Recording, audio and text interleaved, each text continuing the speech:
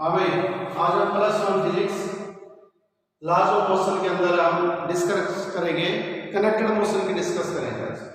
Connected motion के बारे में बताएंगे। कनेक्टेड मोशन, ये देखो कनेक्टेड मोशन, इसके अंदर क्या होते हैं, दो या दो से अधिक बॉडी होती है, वो आपस में कनेक्टेड होती है और किससे पास होती है, पुली, एक या दो से पुली है उससे ऊपर से पास होती है। इसके अंदर ये देखो, ये पुली है, फ्रिक्शनलेस और मासलेस। ये उसके ऊपर एक स्ट्रिंग है, रस्सी है, ये रस्सी। इससे नीचे तो दोनों का अपने एंकर रखिए, तो बॉडी एंकर रखिए। एक का मास m1 है, दूसरे का मास कितना है, m2। m1 की वैल्यू हम मान लेते छोड़ देने के लिए m2 से, तो ये क्या है, मासलेस एंड इनएक्सटेंसिव बल स्ट्रिंग। वो रस्सी है जिसका मास नहीं है, मासलेस। मासलेस का मतलब है नेग्लिजिबल मास। मासलेस तो नहीं हो सकती कोई चीज, जीरो मास तो नहीं हो सकता, लेकिन इसका मास है इन ब्लॉकों के बजाय, इस बॉडी के बजाय मास बहुत ही कम है। प्लस में इनएक्सटेंसिबल, खींचने से ऐसा नहीं रबड़ की तरह बढ़ गई फिर छोटी हो गई, ऐसा नहीं है, इनएक्सटेंसिबल। एक और मैं चीज बता देता हूँ, यहाँ पर हमने मासलेस क्यों ले रखा है, मासलेस इसलिए ले रखा है कि यहाँ से लेकर यहाँ तक हर एक पॉइंट पर टेंशन क्या रहेगी, सेम रहेगी।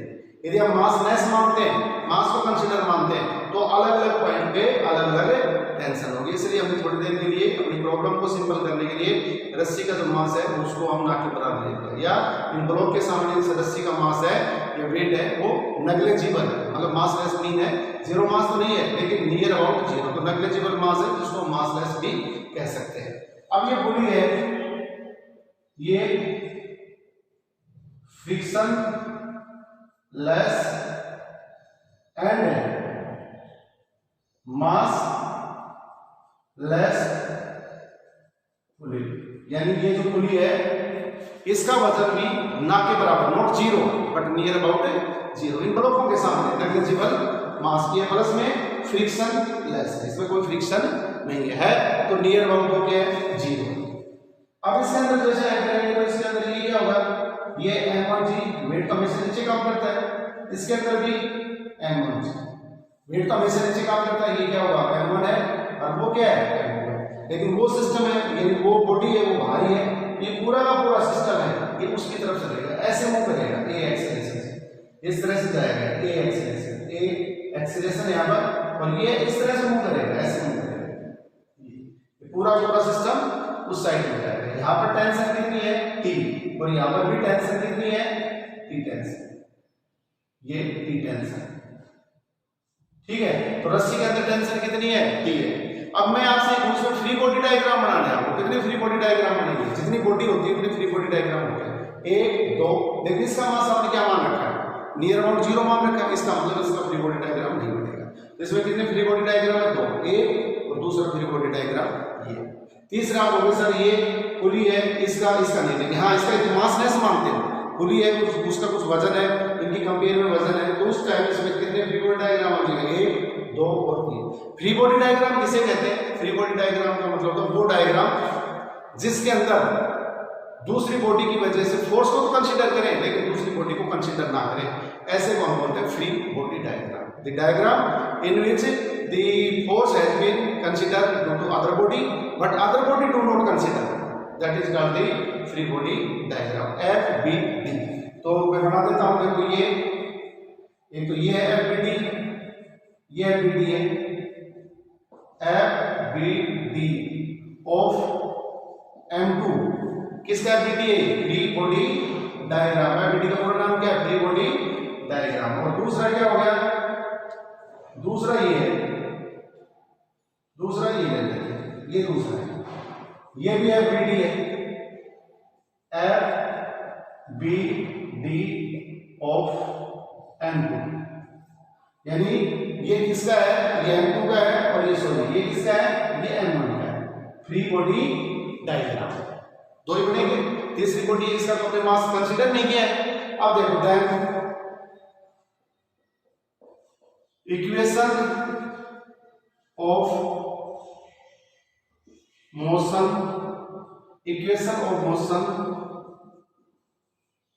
फॉर m1 के लिए इक्वेशन ऑफ मोशन देखो बाई FBD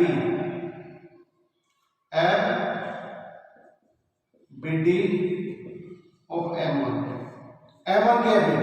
तो m1 का अब देख लो m1 ये बॉडी कैसी है, ये m1 वेट किधर लग रहा है m1g नीचे की तरफ, इस पे टेंशन किधर है, ऊपर की तरफ देखो की टेंशन है, पूरा का पूरा सिस्टम ए एक्सीलरेशन से सिस्टम किधर आ रहा है, नीचे की तरफ आ रहा है, ये FBD ये। अब इसमें नेट फोर्स किधर लगेगा, m1g माइनस टी आएगा। तो अब यहाँ पर क्या करेंगे, इस बार जाएगा F इक्वल टू F1 ले लेते थोड़ी देर की कोई बात नहीं, F1 equal to m1g minus T. अब F1 किसके बराबर है, m1a के बराबर है according to Newton second law. m1a is equal to m1g minus T.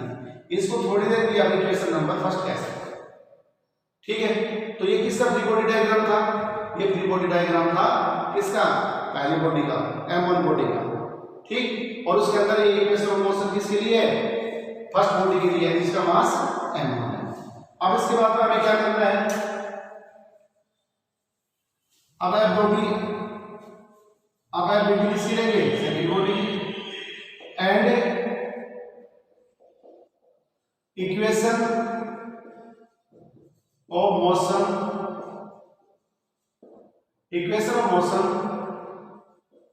For m2 is given by, हाँ भाई इक्वेशन ऑफ मोशन किसकी लेनी है हमें, m2 की लेनी। अब इसमें कौन सा यूज करोगे, यूजिंग FBD ऑफ किसका FBD लोगे, m2 का लो आप FBD। m2 का FBD किधर है, ये m2g ऊपर की तरफ टी टेंशन रस्सी के अंदर देखो, ए एक्सीलरेशन से सिस्टम कहां जा रहा है, ऊपर की तरफ जा रहा है। तो इसके अंदर क्या होगा, देन आप बताओ F इक्वल टू फार्मूला क्या होता है, F2 ले लेंगे, F2 इक्वल टू ये m2 है, F2 इक्वल टू क्या करोगे, t माइनस m2g, भाई t ऊपर की तरफ सिस्टम जा रहा है तो t माइनस m2g। और F2 किसके बराबर है, m2a, एक्सीलरेशन तो कॉमन है, टेंशन कॉमन है पूरी इसके अंदर, पूरी रस्सी के अंदर यानी पूरे सिस्टम के अंदर, और एक्सीलरेशन भी क्या है, कॉमन। तो यहाँ पर क्या आ जाएगा, so m2a equal to t minus m2g। Equation number है ये सेकंड, कौन सी इक्वेशन है, सेकंड। अब इसमें दो हमें फाइंड आउट करनी है, एक तो सिस्टम का एक्सीलरेशन निकालना है और एक सिस्टम के अंदर क्या निकालनी है, हमें टेंशन निकालनी है, ठीक है। तो सिस्टम के अंदर एक्सीलरेशन निकालना है तो कैसे करेंगे, अब देखो आगे कैलकुलेशन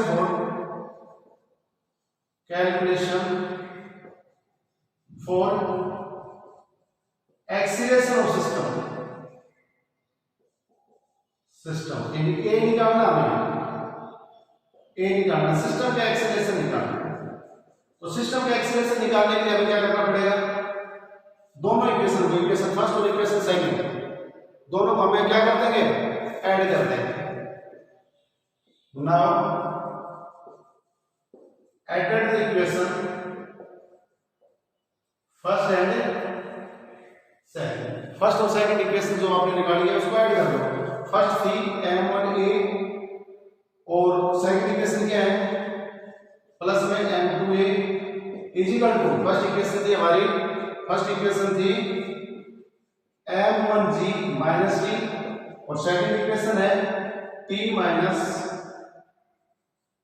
m2g। ये इक्वेशन है, फर्स्ट इक्वेशन है, फर्स्ट इक्वेशन के अंदर तो क्या आती है, फर्स्ट इक्वेशन आती है यहाँ पर m1g पहले आती है और t बाद में, सेकंड इक्वेशन में t पहले आती है और m2g बाद में आता है। इसमें तो कट कर काट दो, टेंशन से टेंशन कटिए। अब इसमें से कॉमन क्या ले लेंगे, एक तो m1 प्लस में m2 M2 इक्वल टू इसके अंदर G कॉमन ले लो तो ये हो गया M1 माइनस M2। ठीक है, अब A इक्वल टू क्या हो गया M1 माइनस M2 अपॉन में M1 प्लस में M2 इनटू में G। भाई ये चीज आपको निकालनी है, ये एक्सीलरेशन निकालना, ये प्रूव करना था। यहां पर G है एयर, G greater than E, acceleration due to gravity है, वो क्या है जाता है किसकी बजाय जो एक्सटर्नल फोर्स लग रहा है उसकी तरफ, G बड़ा है और A छोटा है।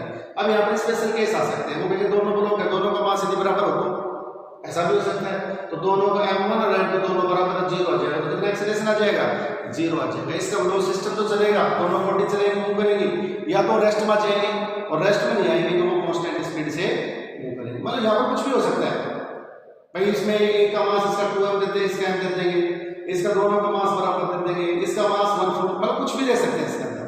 ठीक है, जनरल फार्मूला है, इसमें जो भी डाटा देंगे उसके अकॉर्डिंग वो फीड इसके अंदर फीड करो और आपका आंसर आ गया। ये तो है एक्सीलरेशन, हमने किसको कैलकुलेट किया है, एक्सीलरेशन को कैलकुलेट किया सिस्टम में।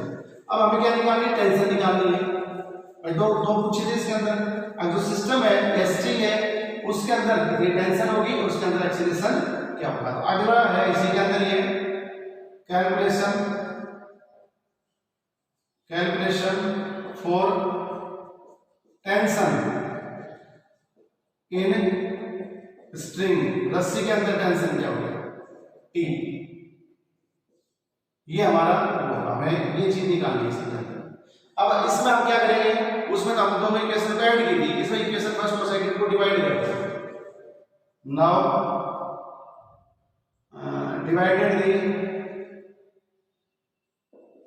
divided the equation first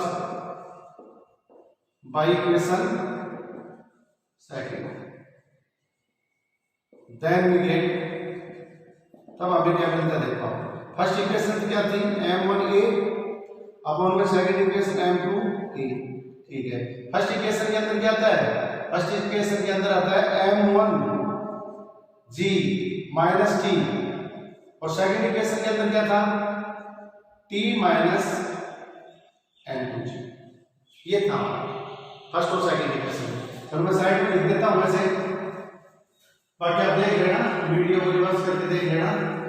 ठीक है, वैसे साइड में लिख देता हूं यहाँ पे M1A इक्वल टू था M1A M1G माइनस T, और दूसरा था M2A equal to T minus M2।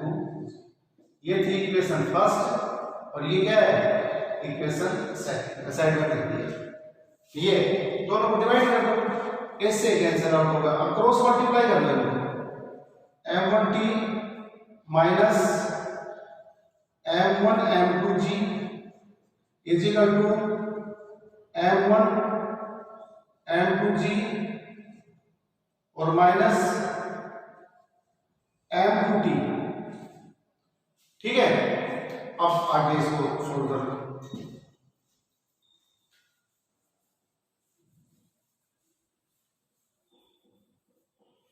देखो अब इसको हम क्या करेंगे, टेंशन को एक साइड कर दो, बाकी को एक साइड कर दो, तो ये आ जाएगा अपना, यही कर देता हूं M1